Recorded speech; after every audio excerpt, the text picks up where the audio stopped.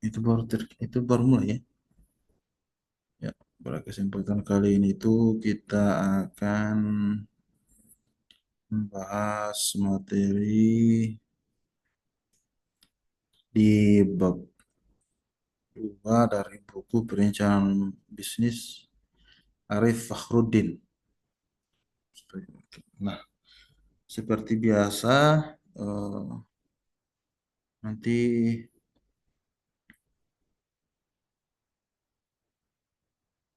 nanti akan apa namanya? Pas kita bertemu dalam kelas itu nanti kita akan membahas kembali atau mengatur kembali tugas-tugas mingguan saya berikan kepada adik-adik sekalian. Nah, karena kita menghadapi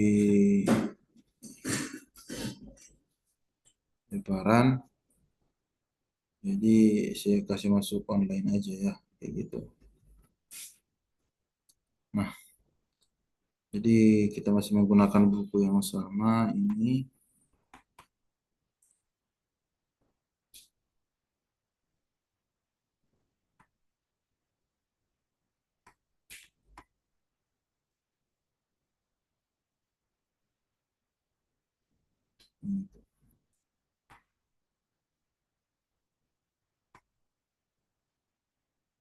Ini screen.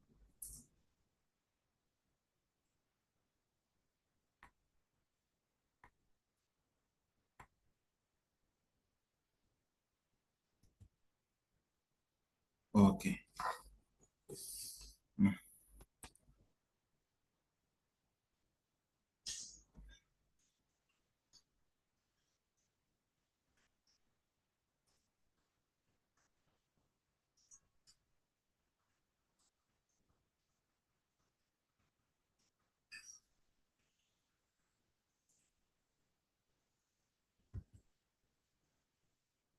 jadi ini bukunya ya. Ini jadi untuk kalian rangkum buku ini perencanaan bisnis Arif Fakhruddin.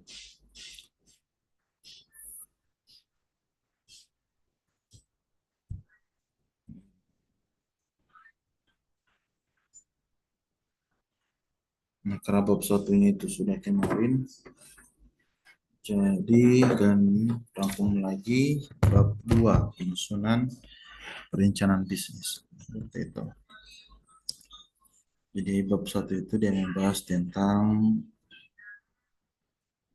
perencanaan bisnis, di mana setiap bisnis membutuhkan rencana bisnis, terutama bisnis baru, di mana kita mengharapkan adanya kemajuan, perkembangan dari bisnis itu.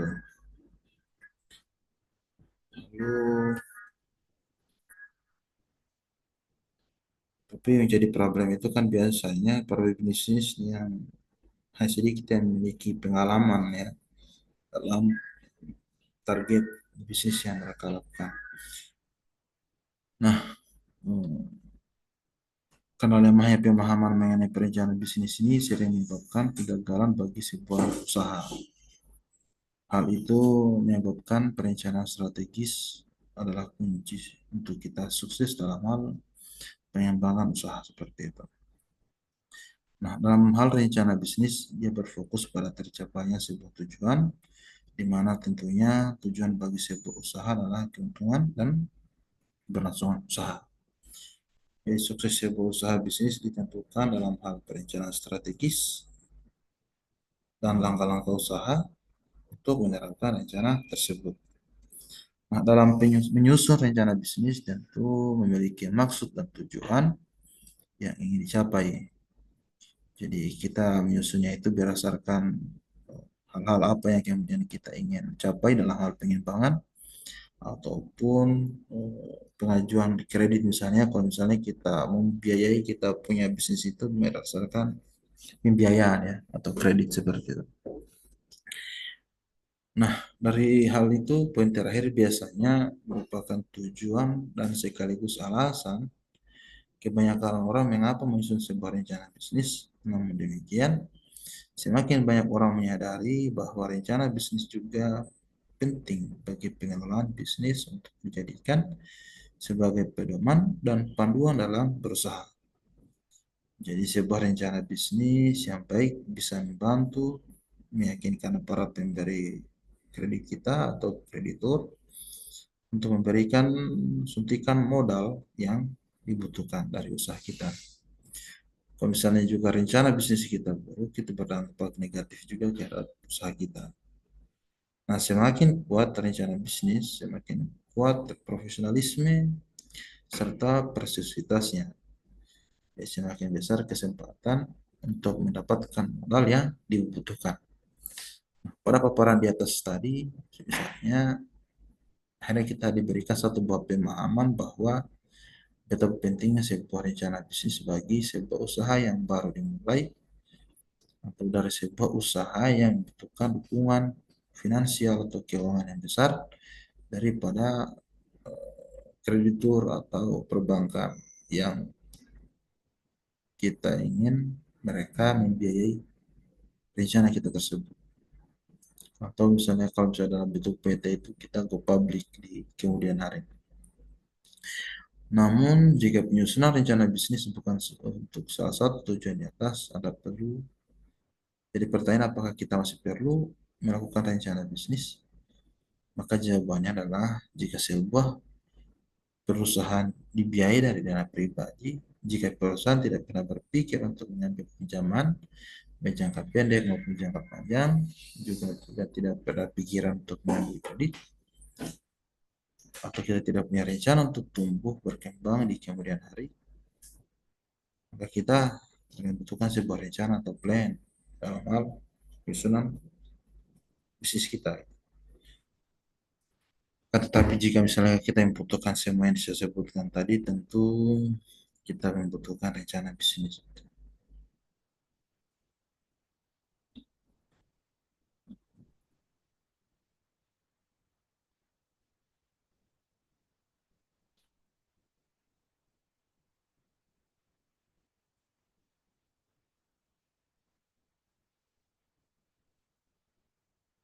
Nah, dalam hal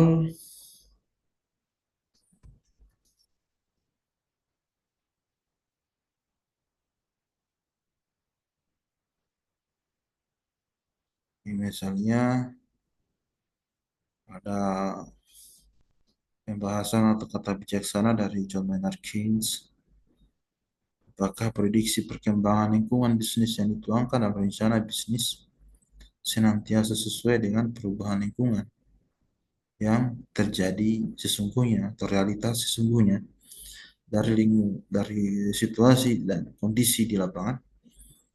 Tentu saja tidak, ya. Tetapi bagaimana misalnya dia mengatakan bahwa it is better to be wrongly right than precisely wrong. Lalu apa yang dimaksud dengan rencana bisnis, ya? Nah, ini ada beberapa hal yang disampaikan oleh para ahli, diantaranya Hisrich dan Peter, habis itu Goff Clark, lalu juga Robbins dan Kotler, juga Michael Miller dan Brian Ford dan kawan-kawan.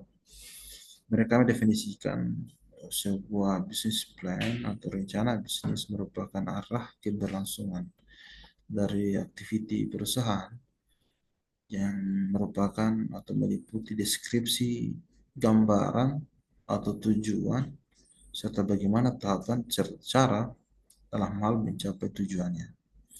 Kalau Brandford itu dia mengatakan bahwa business plan, BP itu dia suatu dokumen yang dirancang untuk merencanakan jalannya perusahaan dalam periode tertentu atau dalam dekade tertentu jangka waktunya.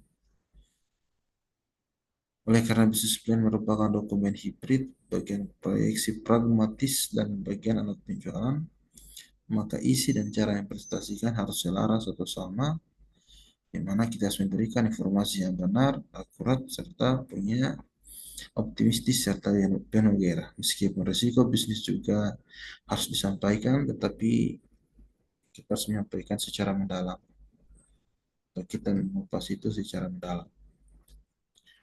Lanjut kepada bab 2 dalam hal penyusunan perencanaan bisnis, di mana perencanaan bisnis lebih banyak menggunakan data impres perusahaan karena perusahaan rencana bisnis hampir pasti akan dijalankan, di mana kapasitas produksi saat ini, misalnya jumlah karyawan yang kita miliki berapa, mulai yang dimiliki saat ini berapa, serta informasi berdasarkan data pengalaman perusahaan di masa lalu, data empirisnya yang diperoleh dari data internal perusahaan.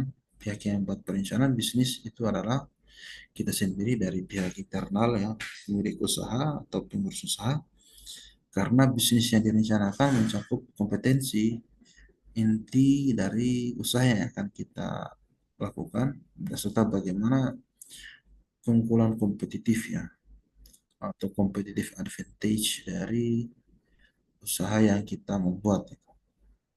Nah, dengan demikian perencanaan bisnis tidak membutuhkan biaya yang relatif besar karena tidak melibatkan pihak lain atau waktu yang membutuhkan singkat, karena rencana usaha itu harus segera dilaksanakan agar tidak tertinggal dalam menangkap peluang yang ada. Ini kalau misalnya bisnis kecilan. Penyusunan perencanaan bisnis menggunakan 9 langkah. Yang pertama, kita yang buat bagaimana ringkasan eksekutif. Kedua, bagaimana kita yang buat deskripsi ya, secara gambaran usaha yang kita lakukan. Lalu bagaimana kita yang buat targetnya seperti apa. Lalu kita yang buat kompetisinya seperti apa. Lalu kita yang buat rencana pemasarannya, bagaimana penjualannya. Lalu bagaimana kemudian rencana operasinya, rencana manajemen, perkembangan masa depan, serta rencana finansial. Nah, berikut ini saya akan jelaskan bagaimana tahapan penyusunan. Yang pertama itu seperti saya kembali tadi. Yang pertama kita membuat ringkasan eksekutif. Nah, ini merupakan bagian yang awal atau sangat penting dalam sebuah proposal dalam hal perencanaan bisnis, yaitu ringkasan eksekutif. Nah, ringkasan eksekutif ini dia merupakan poin yang bercerita mengenai bagaimana apa yang akan kita mau buat seperti itu. Apa visi kita, apa misi kita, apa tujuan bisnis kita, apa keunggulan kompetitif atau inovasi dari bisnis, serta kapan kita melakukan action atau kita meluncurkan barang itu. Jadi sederhananya bagian ini adalah merupakan sebuah rangkuman dari sebuah kesimpulan dari keseluruhan rencana bisnis atau BP kita. Jadi rencana ringkasan eksekutif sangat penting dalam penyusunan perencanaan bisnis karena ini merupakan hal yang sangat penting ya, pertama dari yang dibaca oleh para kreditur ya, kalau misalnya kita melakukan pembiayaan. Jadi ringkasan eksekutif ini yang dibutuhkan pertama. Jadi, nah dalam hal tersebut kita harus membuat proposal kita itu semenarik mungkin, karena apabila tidak mungkin orang yang membacanya juga tidak tertarik.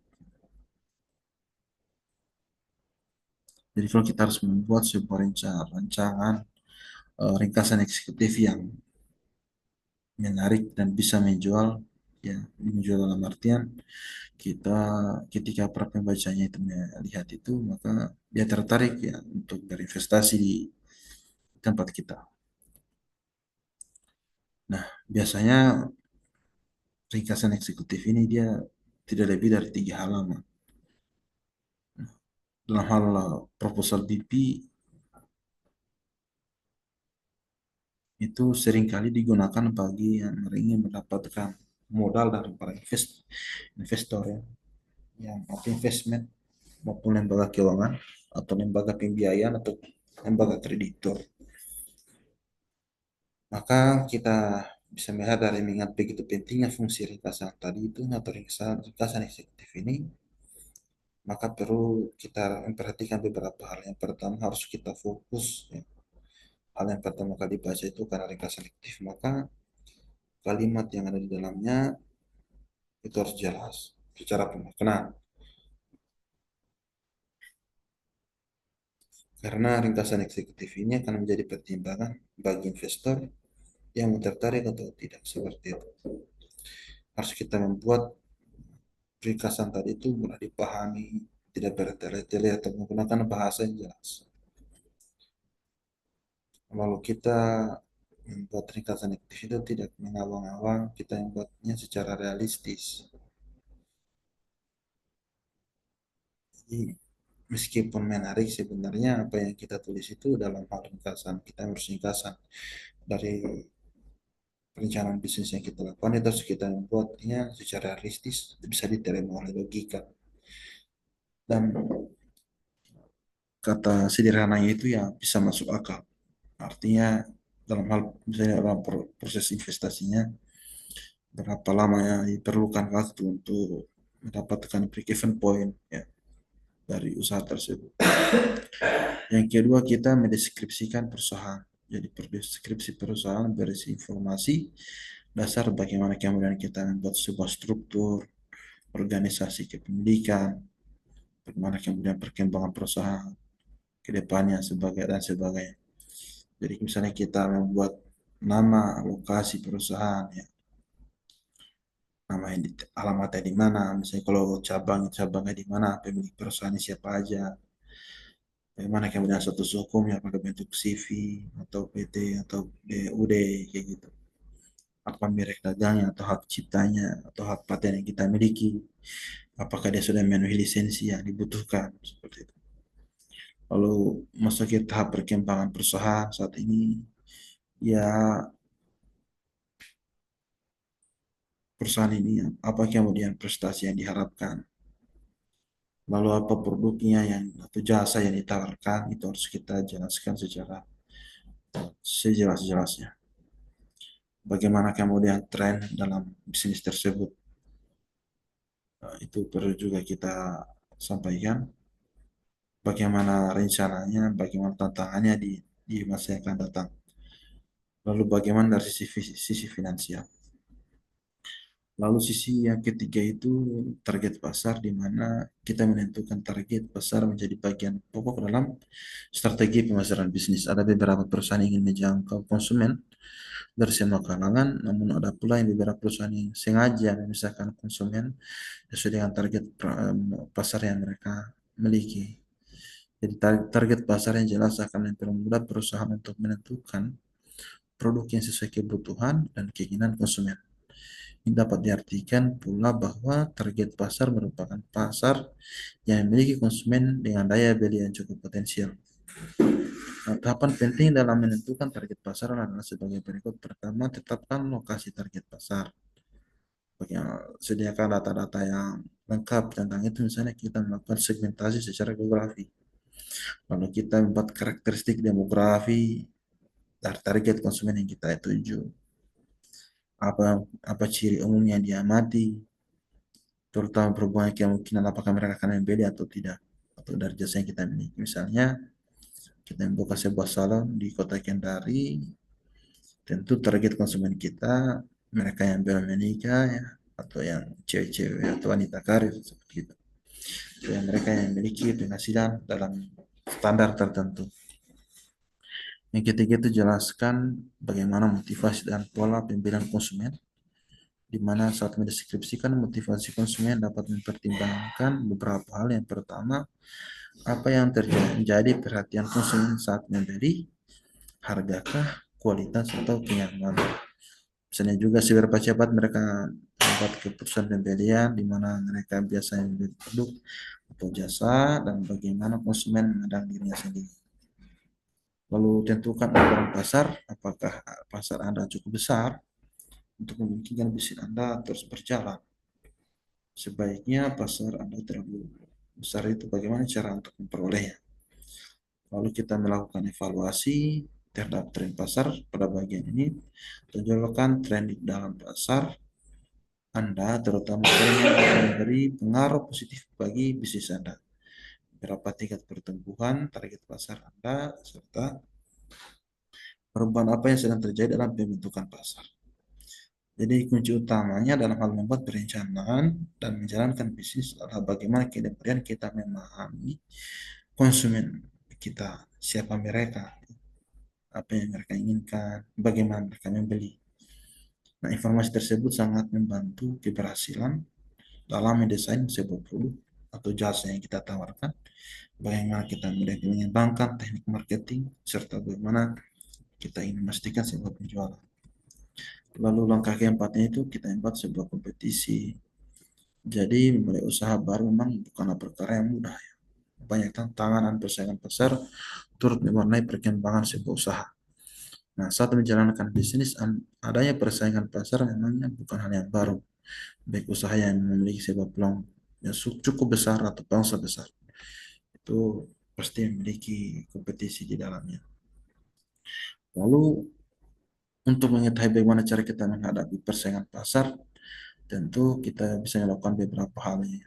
Sebagai berikut, misalnya untuk kita menang, atau kita bisa mendapatkan pasar-pasar tersebut. Yang pertama, kita mengamati pasar dan kenali pesaing. Jadi kita menghadapi persaingan, terlebih dahulu kita lihat potensi yang besar yang ada. Kita cari tahu siapa pesaing yang kompeten saat ini, sehingga langkah yang kita ambil itu tidak salah dalam hal menentukan strategi marketing kita. Lalu kita membuat inovasi dalam hal kita menciptakan sebuah produk yang berbeda. Kita membuat sebuah pembeda dalam hal produk yang kita tawarkan di konsumen. Jadi misalnya memiliki ciri khas tertentu dan daya tarik tersendiri bagi para konsumen sehingga mereka lebih mengenal produk Anda. Nah, lalu kita membuat kita tonjolkan keunggulan produk kita, ya, fokuskan diri untuk menonjolkan keunggulan produk kita. Misalnya kita ingin mempertahankan sebuah kualitas pelayanan yang baik di konsumen. Lalu kita mempelajari kelebihan dan kelemahan pesaing. Menggunakan cara ini bisa mengetahui kelebihan yang dimiliki pesaing, memanfaatkan kelemahan pesaing, serta bagaimana peluang untuk memenangkan persaingan pasar. Seperti itu. Kita menawarkan harga yang ya misalnya dengan memberikan bonus seperti itu. Kalau kita membuat promosi melalui event, ya di mana cara ini masih sering digunakan para pelaku usaha baru untuk menggait ya konsumennya dengan kita memberikan diskon yang tinggi atau kita membuat event di saat-saat tertentu di tempat kita. Lalu kita langkah berikutnya kemudian kita membuat rencana pemasaran dan penjualan, di mana rencana pemasaran dan penjualan ini menggambarkan strategi untuk menjaga konsumen dan penjualan. Ini menjadi penting bagi pelaku bisnis, investor maupun pemberi pinjaman karena dapat melihat beberapa hal. Yang pertama, cara pemasaran yang realistis dan efektif dalam hal biaya untuk memberikan informasi kepada konsumen mengenai produk atau jasa dan keuntungan yang ditawarkan. Bagaimana kemudian tenaga penjualan yang efektif, bagaimana teknik dan metode penjualan yang tepat. Jadi pemasaran merupakan aktivitas yang membuat konsumen menyadari adanya produk atau jasa dan keuntungan yang ditawarkan. Dalam aktivitas pemasaran mencakup pengiklanan, cetak radio TV, internet, atau menghasilkan materi pendukung, dan hal ini brosur, lembar informasi produk, atau kita mempersiapkan website perusahaan dan melakukan hubungan publik ya, press release.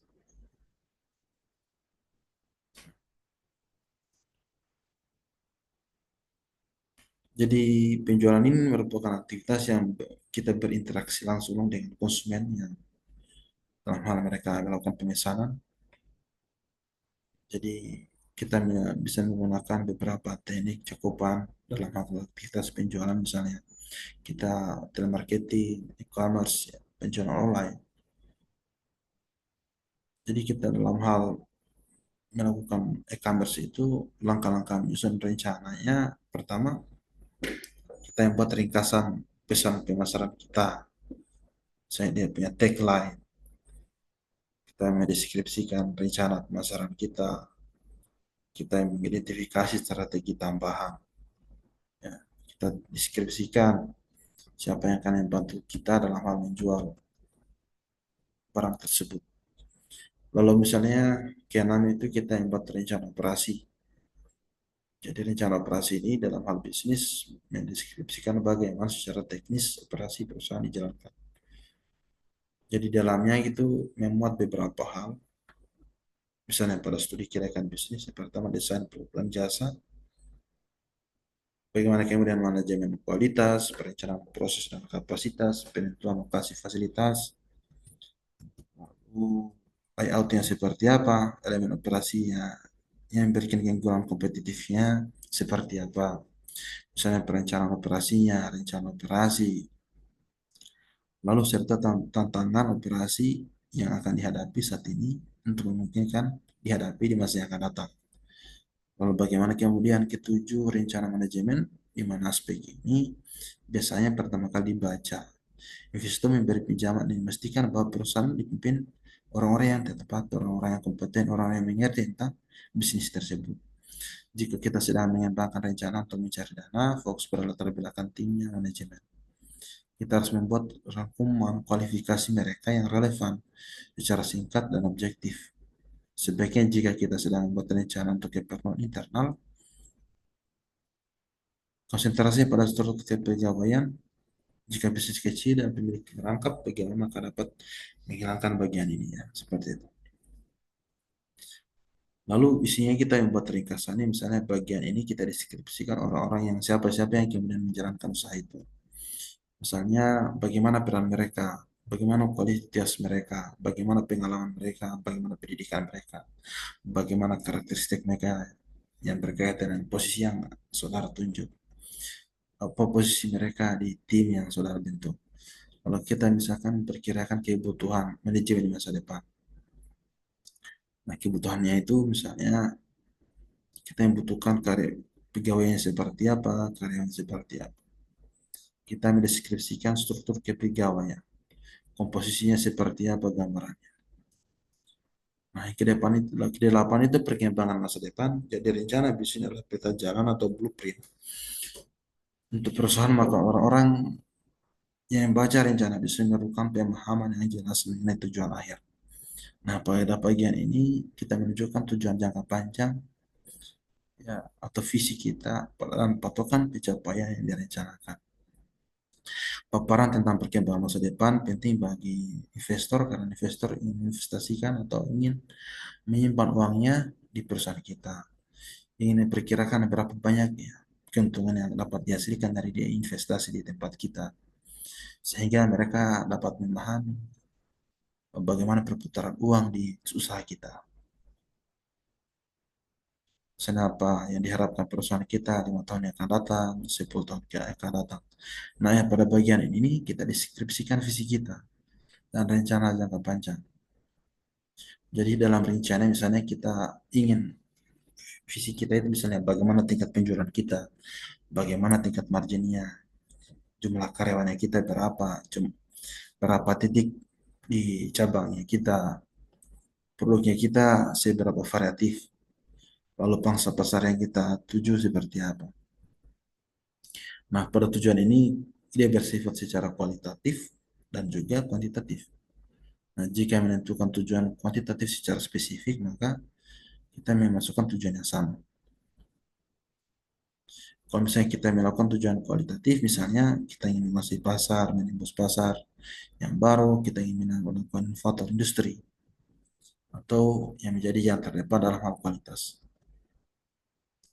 Jadi kita buat daftar yang akan kita capai di masa yang akan datang, berapa angka numeriknya ya, keuntungan, berapa konsumen, berapa karyawan, lokasi targeting kita seperti apa. Kita menentukan langkah spesifik, resiko yang paling mungkin dihadapi, kalau kayak seperti apa. Kalau kita mendeskripsikan strategi keluar untuk perusahaan. Lalu kita membuat rencana finansial, analisis perencanaan keuangan dalam suatu usaha lebih banyak didasarkan pada data-data proyeksi keuangan dan bukan data keuangan secara historis. Proyeksi keuangan tersebut berupa proyeksi kebutuhan modal, perkiraan penjualan, dan arus kas. Bagaimana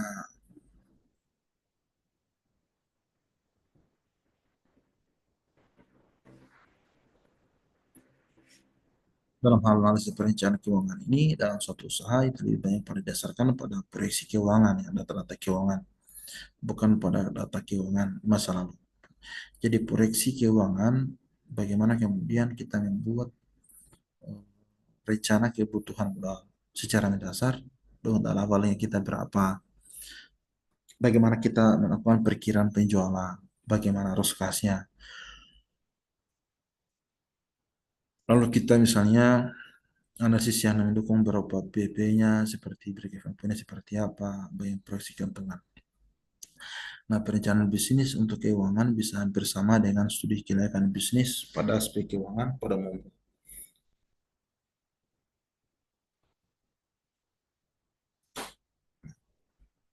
Itu jadi aspek keuangan juga ini rencana finansial itu penting karena ini yang akan mendukung usaha kita itu dari sisi uang. Berapa kemudian uang yang kita butuhkan untuk membuat usaha kita lancar.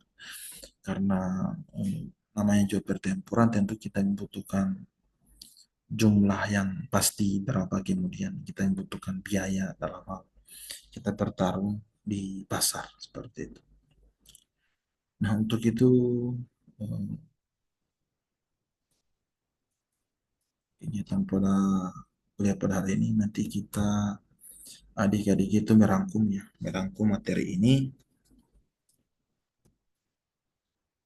Jadi adik-adik kita merangkum materi itu ya seperti biasa nanti kita ketemu dalam kelas kita saudara-saudara absen nanti sekalian dengan store rangkuman di bab yang saya sampaikan seperti itu.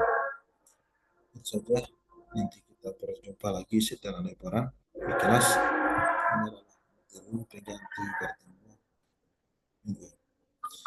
Sekian dari saya, saya ucapkan terima kasih.